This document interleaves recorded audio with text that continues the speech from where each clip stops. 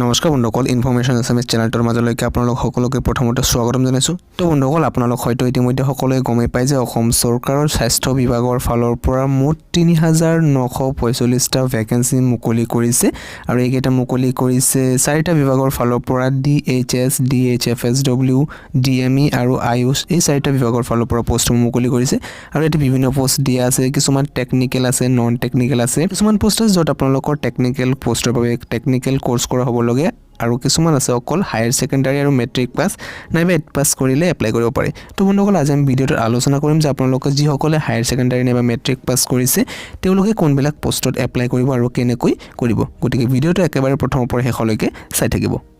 তো বন্ধুসকল এইখন হৈছিল এডভাৰটাইজমেন্টখন আৰু ইয়াতে চাওক কি পোষ্ট মুকলি কৰিছে। ইয়াতে লিখা আছে এইটো প্ৰথমতে যিবিলাক পোষ্ট চাই আছে এইবিলাক টেকনিক্যাল হয় গ্ৰেড 3 হয় আৰু এইটো নন টেকনিক্যালৰ পোষ্ট হয় গ্ৰেড 3 য'ত আপোনালোকৰ একাউন্টেন্ট, কেশিয়াৰ বিভিন্ন ধৰণৰ পোষ্ট দেখিবলৈ পাব আৰু ইয়াতে আপোনালোকৰ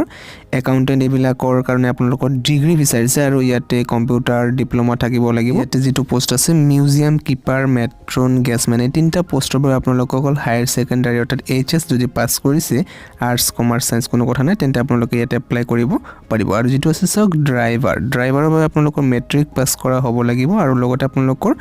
এখন ড্ৰাইভিং লাইসেন্স থাকিব লাগিব তেতিয়া আপোনালোকে ইয়াতে এলিজিবল হ'ব।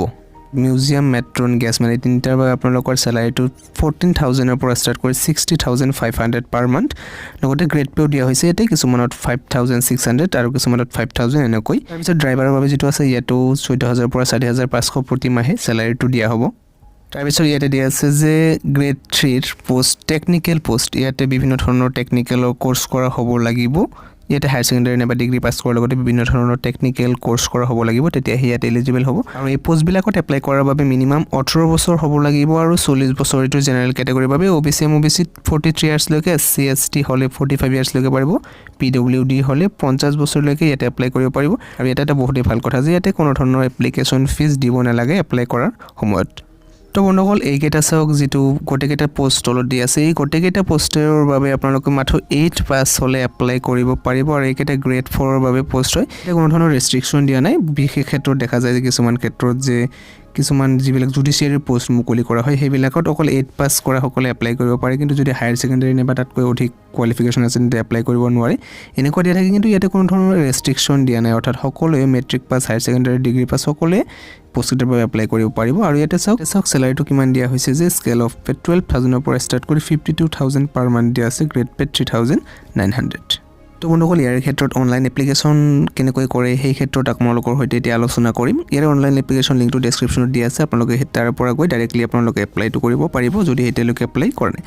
আৰু ইয়াতে এটা বহুতে ভাল খবৰ যে ইয়াতে ডেটটো ইতিমধ্যে এক্সটেন্ড কৰি দিয়া হৈছে। লাষ্ট ডেটটো প্ৰথমতে 18 তাৰিখ আছিল আৰু এতিয়া 28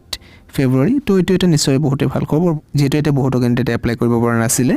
আৰু এটা বহুতে গুৰুত্বপূৰ্ণ কথা যে চাৰিটা বিভাগৰ পৰা পোষ্ট মুকলি কৰিছে। এই চাৰিটা বিভাগৰ বাবে আপোনালোকে এখন কম্বাইন এপ্লিকেশন ফৰ্মে এখনেই ফিল আপ কৰিব লাগিব অৰ্থাৎ DHS, DME আৰু DHFSW তাৰপিছত আয়ুষ এই চাৰিটা বিভাগৰ বাবে আপোনালোকে এখন ফৰ্ম এপ্লিকেশন ফৰ্ম সাবমিট কৰিব লাগিব। গতিকে আপোনালোকে প্ৰথমতে যে নিউ ৰেজিষ্ট্ৰেচন আছে ইয়াতে নিউ ৰেজিষ্টাৰ কৰি ল'ব লাগিব যদি ID ক্ৰিয়েট কৰা নাই। চাওক ইয়াতে সকলো ইনষ্ট্ৰাকশনসমূহ দিয়া আছে আপোনালোকৰ। তাৰপিছত চাওক ইয়াতে আপোনালোকৰ ডকুমেণ্ট সাইজসমূহ কিমান বিচাৰিছে যে ইনষ্ট্ৰাকশন ফৰ ফটোগ্ৰাফৰ সাইজটো আপোনালোকৰ JPG ফৰ্মত হ'ব লাগিব আৰু 50 KB কৈ কম হ'ব লাগিব। আৰু ইয়াতে চাওক ফটোগ্ৰাফৰ যেটো হাইট আছে হাইটটো 250 পিক্সেলৰ পৰা 320 ইয়াৰ মাজত হ'ব লাগিব আৰু ওয়েটটো ৰাখিছে 150 পিক্সেলৰ পৰা 220 পিক্সেল। এতিয়া চাওক সিগনেচাৰৰ বাবে কিমান দিয়া আছে যে সিগনেচাৰ এটা 30 KB কে কম হ'ব লাগিব মানে 30 KB নাইবা 30 KB হ'ব লাগিব। আৰু হাইটটো ৰাখিছে 100 পিক্সেলৰ পৰা 180 ইয়াৰ মাজত হ'ব লাগিব, ওয়েটটো ৰাখিছে 150 ৰ পৰা 220। গতিকে আপোনালোকে ইয়াতে সাইজটো মিলাই ল'ব প্ৰথমতে এপ্লাই কৰাৰ আগতে। তাৰপিছত আপোনালোকে এটা সিম্পলি যেটো নেক্সট দেখা পাইছে নেক্সট বাটনত ক্লিক কৰিব। নেক্সটত ক্লিক কৰাৰ পিছত আপোনালোকে এনেকুৱা এখন পেজ আহিব। চাওক কেণ্ডিডেট পাৰ্সোনেল ইনফৰমেশ্যন আপোনালোকে প্ৰথমতে নিজৰ নাম, father name, mother name, date of birth, gender, address আপোনালোকে এড্ৰেছ লাইন 1 2 3 দি আছে ইয়াতে দি দিব। প্ৰথমতে আপোনালোকৰ ভিলেজ দিব, পোষ্ট অফিচ, পুলিচ ষ্টেচন এনেকৈ দি দিব। তাৰপিছত সিটি,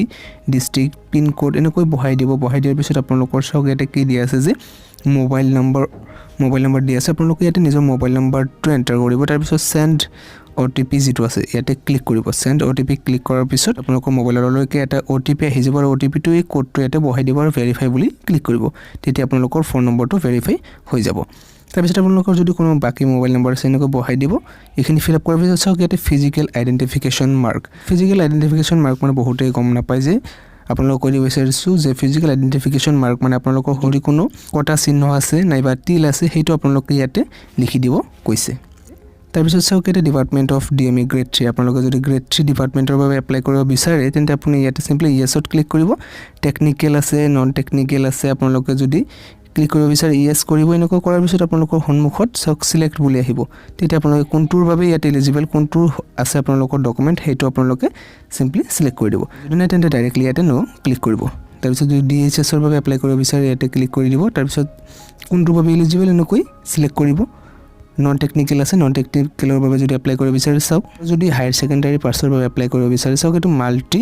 ওয়াৰ্কাৰ এমপিডব্লিউ এইটোৰ বাবে আপোনালোকৰ হায়াৰ সেকেন্ডাৰী পাছ হ'ব লাগিব কিন্তু সায়েন্স ব্যাকগ্ৰাউণ্ডৰ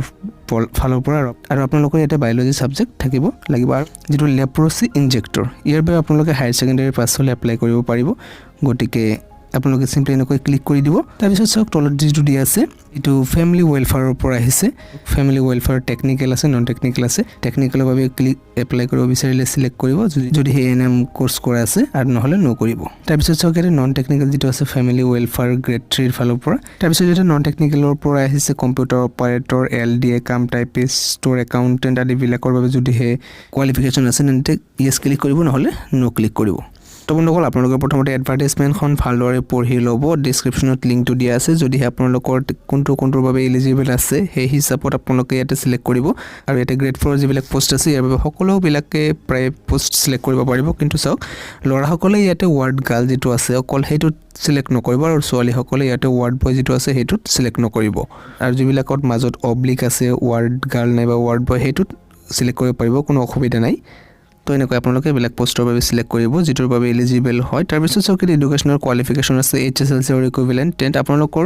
ইয়াতে প্ৰথমতে যেটো আছে মাৰ্ক অবটেন্ট মেট্ৰিকৰ কিমান মাৰ্ক পাইছিলে হেতু লিখিব কৈছে ইয়াতে কিমান পাইছিলে আৰু মাৰ্কস আউট অফ কিমানৰ ভিতৰত আছিল আপোনালোকৰ এটো যেহেতু 600 ৰ ভিতৰত আছিল আপোনালোকে 600 লিখিব লাগিব পাৰ্সেন্টেজটো এটা লিখিব কৈছে আপোনালোকৰ কোনটো তাৰিখে পাস কৰিছে এই তাৰিখটো লিখিব লাগিব আৰু কোনটো স্কুলৰ পৰা পাস কৰিছে হেতু স্কুলৰ নাম লিখিব লাগিব হায়াৰ সেকেন্ডাৰী কোৰ্স পৰা পাস কৰিছে আৰু ইয়াতে আপোনালোকৰ ষ্ট্ৰীমটো কি আছিল যদি আৰ্টস না সায়েন্স হেতু আপোনালোকে সিম্পলি সিলেক্ট কৰি দিব তাৰ পিছত আপোনালোকৰ ইয়াতে কিমান মাৰ্ক পাইছিলে হায়াৰ সেকেন্ডাৰীত মাৰ্ক অপেন্ট হেতু লিখিব লাগিব কিমানৰ ভিতৰত আপোনালোকে ইয়াতে 500 লিখিব লাগিব যেটো 500 মাৰ্কৰ হয় পাৰ্সেন্টেজটো ইয়াতে লিখি দিব ঠিক এনেকৈ ইয়াতে কোনটো ইয়াৰত পাস কৰিছিল আৰু কোনটো কলেজৰ পৰা পাস কৰিছিল লিখি দিব আৰু আপোনালোকৰ প্ৰথমতে সাইজসমূহ মিলাই লব প্ৰথমতে কৈ দিছো কিমান হ'ব আপোনালোকৰ সাইজসমূহ ফটোগ্ৰাফৰ 50 KB আৰু ইয়াত পিক্সেলসমূহ ইয়াতে দিয়া আছে আৰু ইয়াতে ক্লিক হেয়াৰ বুলি ইয়াতে ক্লিক কৰাৰ লগে লগে আপোনালোকৰ এনেকৈ ফাইল আহি যাব আপোনালোকে ফাইলৰ পৰা আপলোড দিব লাগিব আৰু সিগনেচাৰৰ ক্ষেত্ৰত আপোনালোকে এনেকৈ সিগনেচাৰটো আপলোড দিব লাগিব তাৰ পিছত আপোনালোকে এটা পাসওয়াৰ্ড ক্ৰিয়েট কৰিব লাগিব মিনিমাম 8টা ক্যাৰেক্টাৰ অৰ্থাৎ 8টা বেলেগ আখৰ থাকিব লাগিব আৰু ম্যাক্সিমাম 12টা তাৰ পিছত কনফাৰ্ম পাসওয়াৰ্ড মাৰিব লাগিব আৰু যেটো আছে আপোনালোকৰ ডিক্লেৰেচন অফ দা ক্যান্ডিডেট ইয়াতে টিক মাৰ্ক দিব লাগিব ইম্পৰ্টেন্ট নোট যেটো আছে please recheck application for before final submit আপোনালোকে ফাইনাল সাবমিটৰ আগতে এবাৰ ভালদৰে চেক কৰি ল'ব লাগিব যেহেতু আপোনালোকে ফাইনাল সাবমিট কৰাৰ পিছত আপোনালোকে কোনো ধৰণৰ চেঞ্জ কৰিব নোৱাৰিব গতিকে সকলো আপোনালোকে চেক কৰি ল'ব ইয়াতে টিক মাৰ্ক কৰিব ফাইনাল সাবমিট কৰি দিব ফাইনাল সাবমিট কৰাৰ পিছত আপোনালোকৰ আকৌ লগইন কৰিব লাগিব লগইন কৰি আপোনালোকে এপ্লিকেশন যেটো ৰিসিপ্ট আছে হেতু ডাউনলোড কৰিব পাৰিব গতিকে যি সকল এলিজিবল আৰু ইন্টাৰেস্টেড বন্ধু-বান্ধৱ এতিয়ালৈকে ইয়াৰ বাবে এপ্লাই কৰা নাই গতি হনকালে এপ্লাই কৰিব কিয়নো লাষ্ট ডেট 28 ফেব্ৰুৱাৰী দিয়া আছে আৰু গতিকে অতি হনকালে এপ্লাই কৰিব সো বন্ধুসকল আশা কৰো সকলোৱে ভিডিওটো ভাল পাইছে যদি ভাল পাইছে নিশ্চয় লাইক কৰিব আমাৰ চেনেলৰ প্ৰথমবাৰৰ বাবে ভিজিট কৰিলে সাবস্ক্ৰাইব কৰাৰ লগতে কাষত থকা বেল আইকনটো প্ৰেছ কৰি দিব গতিকে আজিলৈ মানে সামৰিছো ধন্যবাদ